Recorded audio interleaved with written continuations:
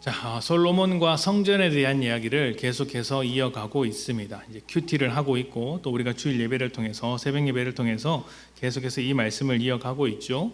이제 묵상을 하시면서 성전 수치가 어떻게 되고 또 재료가 얼마나 들어갔고 사람들이 얼마나 많이 동원되었고 하는 것들을 보면서 내가 왜 이런 것을 묵상해야 하는가라는 회의감이 들지 모르겠지만 이제 그런 것들을 잘 읽어 오셨다면, 인내함으로 읽어 오셨다면 이 주일 예배 때 더 은혜가 되실 것이라고 믿습니다. 아멘은 안 하시네요. 네, 그래서 이제 묵상한 내용을 가지고 우리가 함께 은혜를 나누었으면 좋겠습니다. 대부분의 설교자들은 이제 솔로몬과 성전을 긍정적으로 생각합니다. 그런데 우리가 몇 주 전부터 살펴보았던 것처럼 또 새벽 예배 때 나누었던 것처럼 우리는 조금 다르게 바라보면서 부정적인 면이 있음을 알아가고 있습니다. 이런 내용들이 낯설기는 하지만 저는 이것이야말로 성경이 말하고 있는 핵심이라고 생각을 합니다. 조금 어색할지 모르겠지만 잘 들으면서 따라와 주셨으면 좋겠습니다. 자, 지난 시간까지 우리는 성전이 하나님께서 원하신 것은 아니었지만 사람의 요구에 의해서 허락된 것이다, 이렇게 말씀을 드렸습니다. 게다가 이제 하나님께서 성전에게 담으신 의도와 솔로몬과 다윗이 성전에 담은 의도가 달랐다고도 할 수 있습니다. 하나님의 의도는 하나님의 일하심, 그러니까 이스라엘을 위하여서 일해 주신 하나님, 다윗과 솔로몬을 왕으로 세우신 그 하나님을 기억하라고 성전을 허락하셨다면, 다윗과 솔로몬의 의도는 자기를 드러내기 위하여, 자기 열심을 드러내기 위하여 성전을 지었다라고 말씀을 이제 드린 기억이 있습니다. 그러니까 다윗과 솔로몬의 입장은 이런 것이에요. 내가 이만큼 하나님을 섬긴다. 내가 이만큼 하나님께 열심히 있다. 그래서 나는 왕으로서 충분하다. 이런 것을 보여주고 싶었던 것이죠. 이것이 겉으로만 보면 아주 좋은 신앙입니다. 아주 좋은 신앙이에요. 하나님께 열심히 내가 내 모든 것을 바쳐서 드렸다라고 말할 수 있을 만큼 훌륭한 신앙처럼 보이지만 사실 그 속에는 자신의 권력과 부와 지혜를 자랑하려고 하는 의도가 숨어 있습니다. 말씀을 좀 찾아봅시다. 누가복음 18장입니다. 누가복음 18장 9절부터 14절까지 말씀입니다. 누가복음 18장 9절부터 14절까지 말씀 우리 교독하면서 읽어보도록 하겠습니다. 9절입니다. 또 자기를 의롭다고 믿고 다른 사람을 멸시하는 자들에게 이 비유로 말씀하시되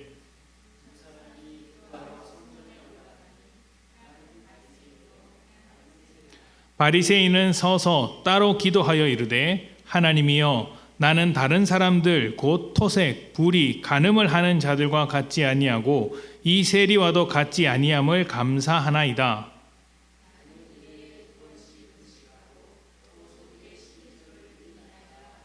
세리는 멀리 서서 감히 눈을 들어 하늘을 쳐다보지도 못하고 다만 가슴을 치며 이르되 하나님이여 불쌍히 여기소서 나는 죄인이로소이다 하였느니라.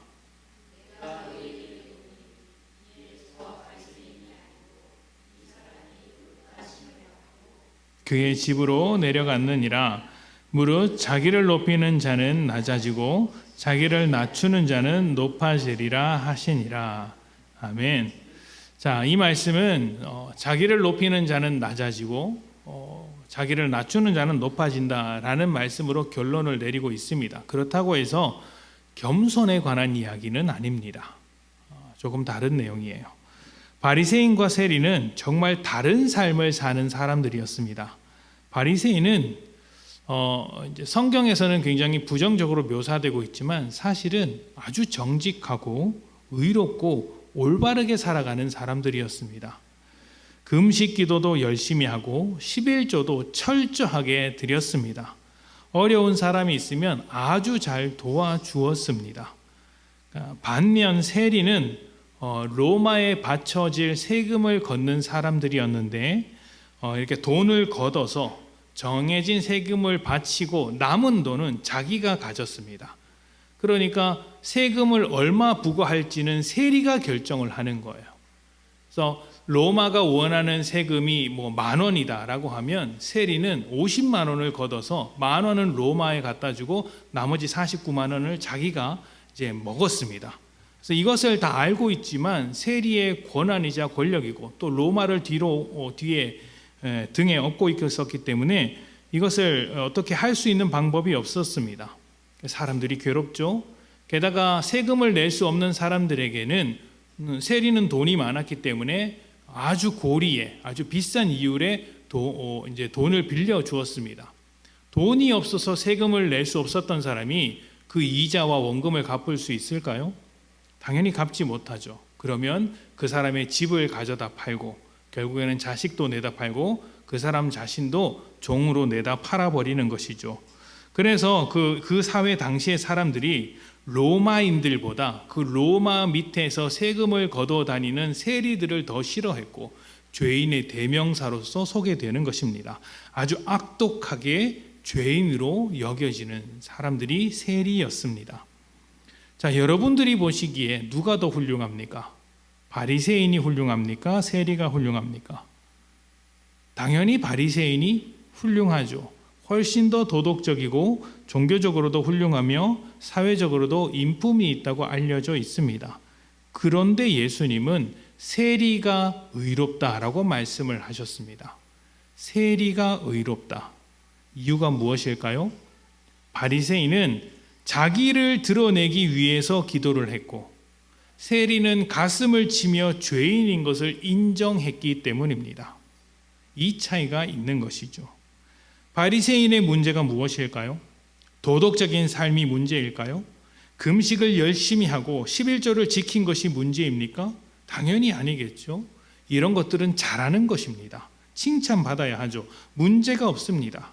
문제는 바리새인은 세리와 똑같은 죄인임에도 불구하고 자기의 의로움을 자랑하면서 그것을 가지고 하나님 앞에 자꾸 나선다는 것입니다.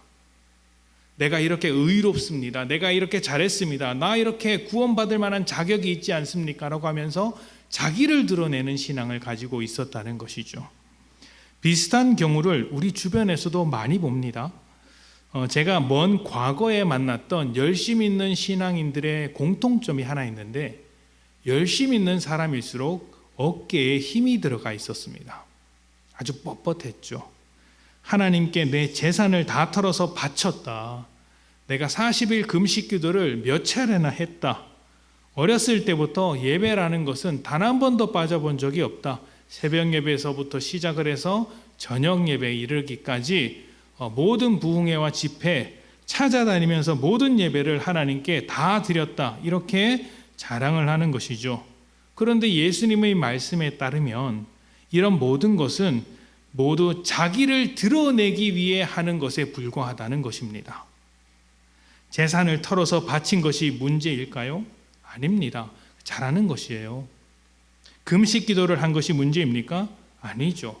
하나님 앞에 금식하며 기도하는 것보다 아름다운 모습은 찾아내기 어려울 것입니다.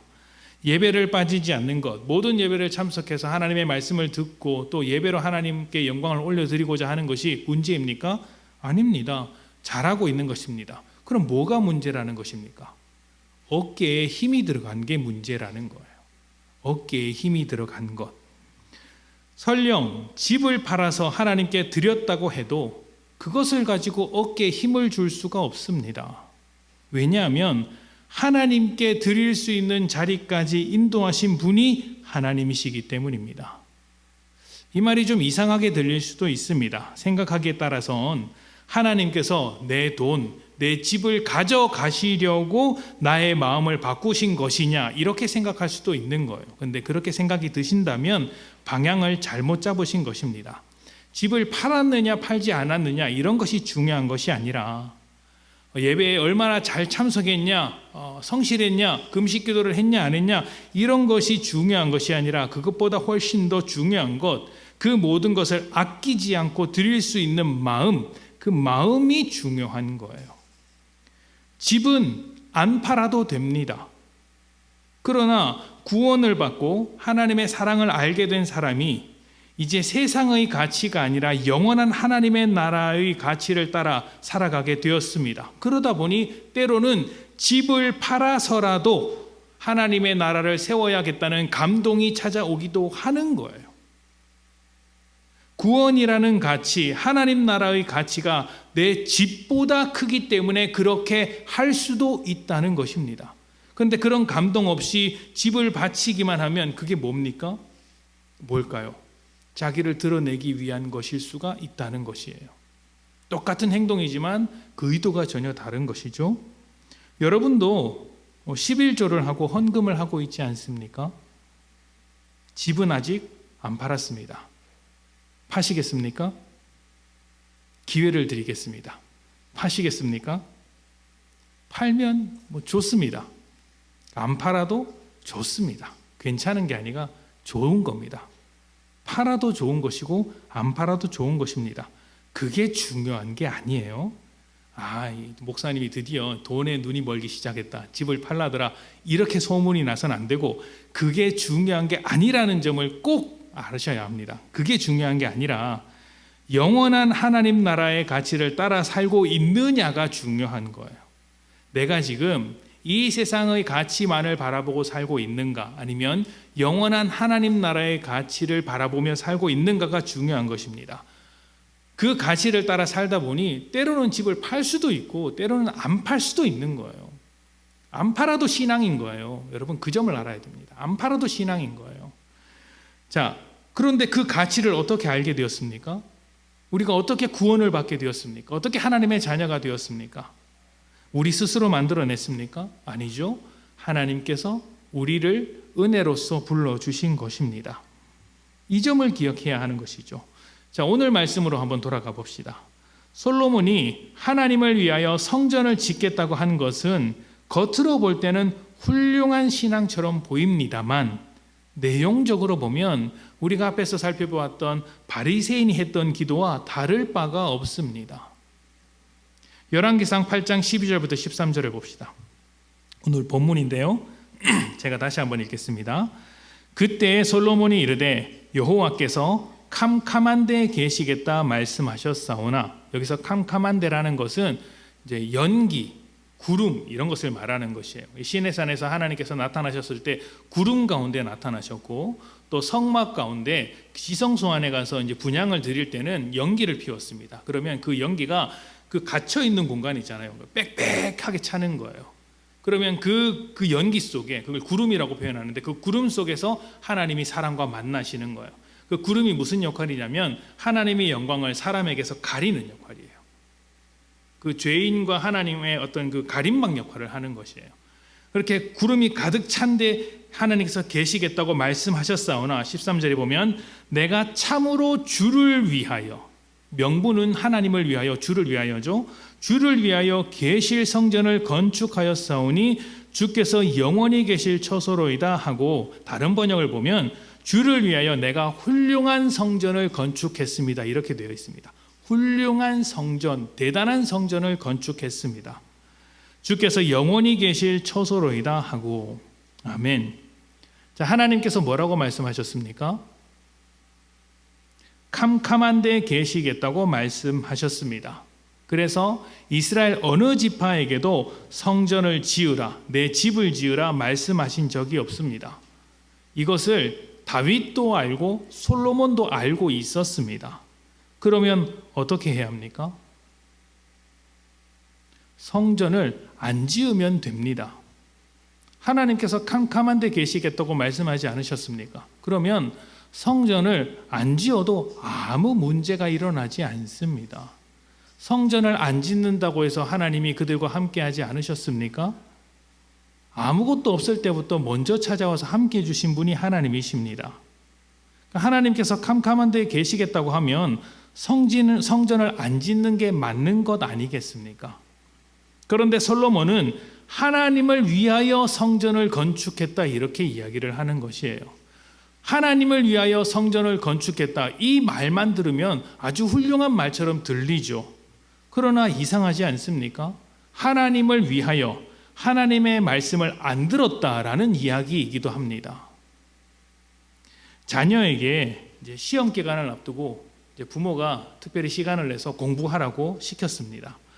그 시간에 아이가 열심히 공부하기를 바라면서 혹시 아이가 불편해할까봐 잠깐 부모가 밖에 나갔다가 들어왔습니다. 그랬더니 아이가 부모를 위하여 온 집안 대청소를 해 놓았다면 여러분은 기쁘시겠습니까? 즐겁겠습니까? 환장할 노릇이죠. 환장하지 않겠습니까?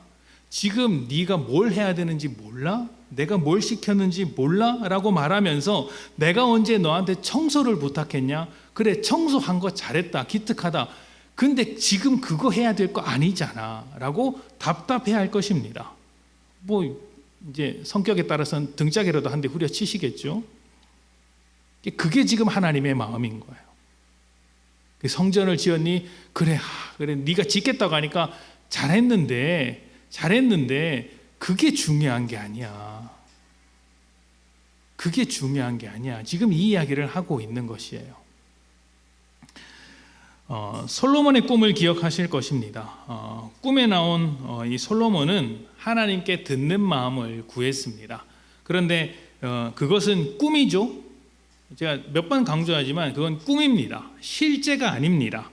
현실의 솔로몬에게 하나님께서 원하시는 모습이 있는데 그 모습을 꿈을 통해서, 꿈속에 나타난 솔로몬의 모습을 통해서 가르쳐 주시고 있는 거예요.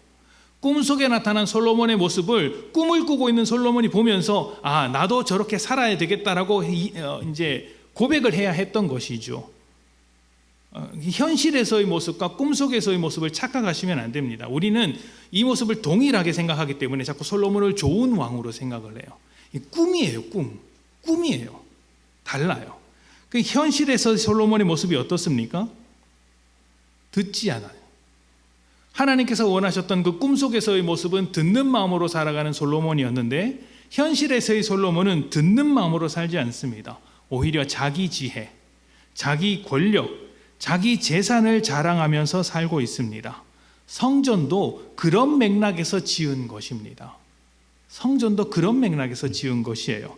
자기 지혜로 판단하기에는 성전을 짓는 것이 훨씬 더 좋겠다고 생각을 하는 것입니다. 다른 모든 나라도 신을 위한 신전을 가지고 있네. 그 신전이 화려하면 할수록 왕권도 강화되고 그 나라도 강대국처럼 보이니 우리나라도 그런 신전을 하나 가지고 있었으면 좋겠다라고 생각을 하는 것이죠. 또 자기 권력을 가지고, 그때는 솔로몬의 권력이 아주 강할 때였으니까 그 권력을 가지고 주변 나라의 사람들을 모아서 성전을 짓도록 했습니다. 주변 나라로부터 재료를 공수하고 인원도 이렇게 데리고 와서 말이죠. 뿐만 아니라 자기 재산으로 1000마리의 손을 한 번에 바치고 또 성전을 지을 재료를 사서 모았습니다. 다 자기 지혜를 드러내기 위한 것이고 자기 권력을 드러내기 위한 것이고 자기 재산을 드러내기 위한 것이죠. 하나님을 위한다는 명분을 잊지만 하나님이 무엇을 원하시는지 듣는 마음은 없고 그저 자기를 드러내는 신앙생활을 하고 있는 것입니다. 이게 지금 솔로몬의 기도 안에 담겨 있는 내용들이에요. 말이 하나님을 위한다고 해서 이제 속으시면 안 됩니다. 지금까지 들어왔던 것과 좀 다른데 라고 하면서 의심 어린 눈초리로 이렇게 말씀하시는, 쳐다보시는 분이 계신데 어쩔 수 없습니다. 여러분 늘사랑교회 성도라서 어쩔 수가 없습니다. 근데 제가 보기에는 그게 맞습니다. 안심하셔도 될 게 저만 그렇게 생각하는 건 아닙니다. 저만 그렇게 생각하는 건 아닙니다. 자, 이런 솔로몬, 그러니까 자기 자신을 자꾸 드러내고자 하는 솔로몬에게 필요한 것은 무엇일까요? 자기 지혜를 내세우면서 살아가는 솔로몬이 듣는 마음으로 살아가기 위해서 필요한 것이 있다면 무엇일까요? 바로 회개하는 것입니다. 회개하는 것. 회개는 그냥 아주 단순하게 반성한다, 잘못했다, 이것이 아닙니다. 비슷하긴 하지만 조금 더 깊은 의미가 있죠. 회개라는 것은 지금까지 우리가 의지했던 세상의 모든 것이 죄 아래에 있는 것에 불과하다는 것을 인정하고 그 인정한 것을 바탕으로 새롭게 살아가는 것을 말합니다. 그러니까 내가 지금까지 살아온 그 삶이 이게 죄의 삶이었구나, 실패할 수밖에 없고 죽음 아래에 있는 삶이구나라는 것을 발견하게 되고 그 발견을 바탕으로 삶의 방향을 하나님께 돌이켜서 살아가는 것이죠. 그 돌이키는 것을 회개라고 말을 하는 것입니다. 그래서 돌이킨 사람은 어떻게 합니까? 뒤로 돌아보지 않죠. 하나님의 뜻을 향해 살아갑니다. 이스라엘 백성이 홍해를 건너온 것이 회개예요. 애굽의 지배로부터 하나님의 통치를 받는 어떤 그 시점이 있었지 않습니까? 그게 홍해예요. 그 홍해가 회개의 사건이었어요. 우리도 모두 홍해를 건너는 사건들이 있습니다. 그것이 모든 그리스도인에게 필요한 것이고 솔로몬에게 필요한 것이죠. 지혜와 부와 권력을 의지하며 살았던 솔로몬도 죄에서 벗어날 수 없음을 인정하는 순간이 필요했다는 것입니다. 그래야 그때부터 비로소 하나님께 듣기 시작합니다. 우리라고 다를까요? 우리는 방금 말씀드렸던 것처럼 홍해를 건너는 것과 같은 이제 사건들이 있어야 한다고 하지 않습니까? 누군가의 죽음을 보든지, 아니면 처절하게 실패를 하든지, 아니면 내 속 사람의 민낯을 보든지, 아니면 어떤 문제 때문에 의도하지 않았지만 찾아오는 여러 가지 문제 때문에 골머리를 썩든지, 어쨌든 우리는 한계에 한 번씩 부딪힙니다. 하나님은요, 우리가 죄 아래서 살고 있음을 깨닫도록 하기 위해서 때로는 죽음과 실패의 과정도 허락하시는 것입니다. 이 과정은 반드시 필요한 과정입니다. 믿음이라는 것은 철이 드는 것과 비슷하다고 합니다. 사전적인 의미로 철이 든다는 것은 세상의 이치를 분별할 수 있는 것이라고 합니다. 세상의 이치를 분별할 수 있는 힘, 조금 더 풀어서 설명하면 사람이 이렇게 생각이 차오르면 이제 어느 정도 자신보다 훨씬 더 넓은 범위의 생각을 할 수 있다고 합니다. 그러니까 생각을 하고 고민을 하다 보면 이제 자기가 생각하는 범위를 넘어서 다른 사람, 다른 입장까지도 생각할 수 있는 힘이 생기게 되죠. 그때 비로소 철이 든다고 하는 거예요. 그래서 철이 든 사람은 쉽게 화를 내지 않습니다. 다른 사람이 나에게 화를 내며 공격할지라도 그래, 그 사람은 그 사람 나름대로, 저 사람은 저 사람 나름대로의 입장이 있겠지라고 인정을 해주고 가급적이면 원만하게 해결하려고 합니다. 이게 철이 든 사람의 특징이죠. 때로는 몰상식하게 행동하는 사람을 만날 수도 있는데 그런 몰상식 사람 앞에서 같은 행동을 하지 않습니다. 왜냐하면 똑같이 행동하면 자신 역시 같은 사람이 되는 것을 알기 때문에 자신을 지키기 위해서 내가 당연히 이길 수 있는 것도 져주기도 합니다. 그렇게 넉넉한 마음으로 져주는 사람을 보면 우리 뭐라고 합니까? 저 사람은 좀 다르네, 철이 들었네, 이렇게 말하지 않습니까? 자녀들이 서로 먹을 것을 가지고 막 싸우다가 첫째가 내가 양보할게 라고 하면 첫째를 보면서 그래도 네가 좀 낫다 말하지 않습니까? 그게 철이 들었다는 말이죠. 그렇게 더 넓게 생각할 수 있는 것이 철이 들었다라는 의미입니다. 믿음도 그렇다는 거예요. 믿음은 나를 넘어선 하나님의 넓고 깊은 세계가 있음을 인정하고 받아들이는 것입니다. 내 지혜 밖에서 일하시는 하나님을 신뢰하는 것이죠. 내 지혜 밖에서 여전히 일하고 계신 하나님을 신뢰하는 것. 그래서 지금 내 눈에 펼쳐진 상황과 사건을 볼 때 내 지혜로는 다 이해할 수 없지만 그것마저도 하나님의 일하심의 과정 안에 있는 일이라고 인정하면서 그 과정 끝에 하나님께서 만들어내실 결과, 결론을 향해 열심히 소망을 붙들고 살아가는 것입니다. 자기 지혜로만 살아가는 사람은 이렇게 자기를 넘어선 세계를, 그 넓은 세계를 이해할 수 없습니다. 자기 지혜 안에 갇혀 있으니까요. 자기 힘과 자기 재산을 자랑하는 사람은 자기 능력을 초월한 그 일들을 이해할 수 없습니다. 불가능합니다. 그래서 사람들이 뭐라고 합니까? 사람은 변하지 않아.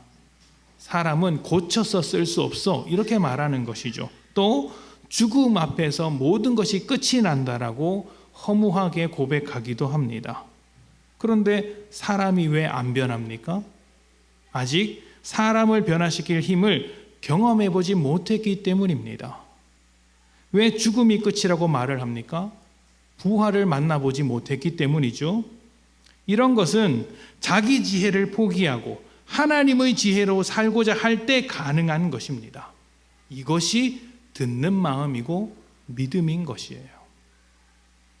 사람이 철이 들면 이제 우리는 쉽게 저 사람이 죽을 때가 되었구나 이렇게 말을 합니다. 죽음이라는 자리까지 가야지만 자기의 한계를 발견할 수 있고 그동안 내가 살아온 삶의 방식을 포기하더라는 것이죠. 그래서 죽음 앞에 서면 그동안의 삶이 얼마나 부질없었는지를 깨닫고 내가 지금까지 헛된 삶을 살았구나, 내가 중요한 것을 놓치고 살았구나라고 생각을 합니다. 그리고 다시 한번 기회가 주어진다면 두 번 다시 그렇게 살지 않겠다고 다짐을 하지만 시간을 되돌릴 수는 없습니다. 그리스도인들은 한 번 죽은 사람들이에요. 저와 여러분은 십자가 앞에서 죽음을 선언했습니다. 예수를 믿는 이유가 무엇입니까? 내가 죄인이라는 것을 깨닫고 구원받기 위해서가 아닙니까? 스스로 구원할 수 있다면 예수를 믿지 않아도 됩니다. 그러나 우리는 죄인이죠. 이 죄인인 것을 인정합니다. 스스로 구원할 능력도 없고 실력도 없습니다. 이런 우리를 구원하기 위해서 예수님이 우리를 대신하여 죽으시고 부활하셨습니다. 예수님께서 우리를 위하여 죽으신 못 박히신 십자가에 우리도 같이 못 박혔습니다. 우리가 같이 못 박힐 때 우리의 지혜와 힘과 재산, 능력 모든 것도 함께 못 박혔습니다. 우리가 자랑하며 의지했던 모든 것이 못 박혀 죽은 것입니다. 이스라엘 백성들이 자랑하며 의지했던 성전이 무너졌듯이 우리도 우리가 의지하며 자랑했던 모든 것이 무너지는 죽음의 순간을 누구나 한 번쯤은 만났던 것이죠. 여름이면 우리가 이제 침례식 신청을 받습니다. 올해는 신청자가 없어서 좀 아쉬웠는데 우리가 열심히 복음을 전해서 내년에는 이제 많은 분들이 침례식을 받았으면 좋겠습니다. 한두 명 받으면 좀 아쉬우니까 이제 한 10대 명 받기로 우리가 기도하면서 사역합시다. 아멘 하신 분들 제가 기억하겠습니다. 기억하겠습니다. 자, 침례식은 이제 물에 들어갔다가 나오는 의식입니다.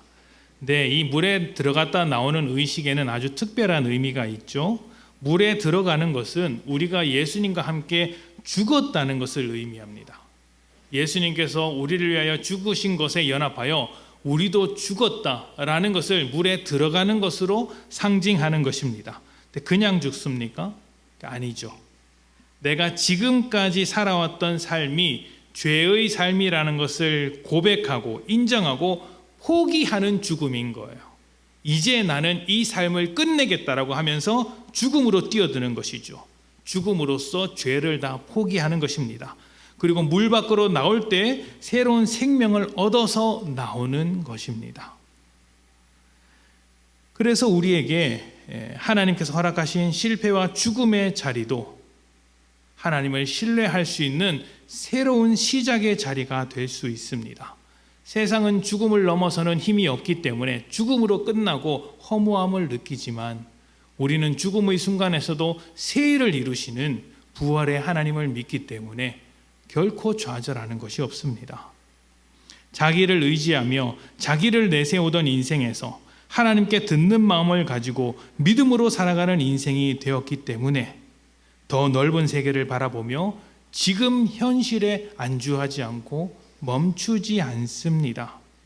하나님의 일하심을 발판 삼아서 오늘을 새롭게 날마다 새롭게 살아가며 미래를 향해 전진합니다.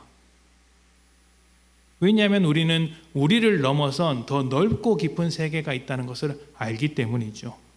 이런 것은요, 자기 지혜로만 살아가는 세상은 절대로 할 수 없는 것입니다. 솔로몬은 성전을 지을 수 있는 자신의 지혜와 부와 힘을 자랑했습니다. 하지만 그 모든 것은 솔로몬 자신의 죽음과 함께 다 사라졌습니다.